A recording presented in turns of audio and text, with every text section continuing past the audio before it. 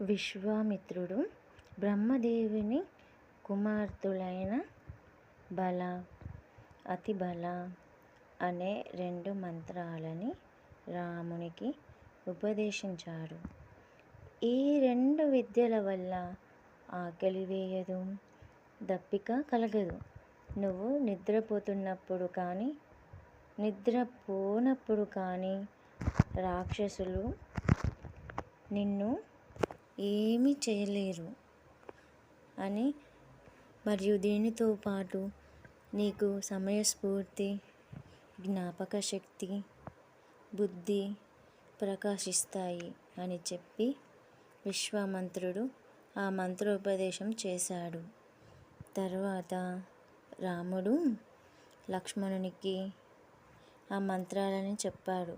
దర్భగడ్డి పరిచి ఇద్దరిని దాని మీద పడుకోమన్నాడు.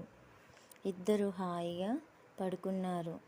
విశ్వామిత్రుడు తెల్లవారగానే లేచి సంధ్యావందనాది కార్యక్రమాలు చేసుకొని పిల్లల దగ్గరికి వచ్చి చూశాడు. వాళ్ళు నిద్రపోతున్నారు. ఆహా, ఏమి నా అదృష్టం!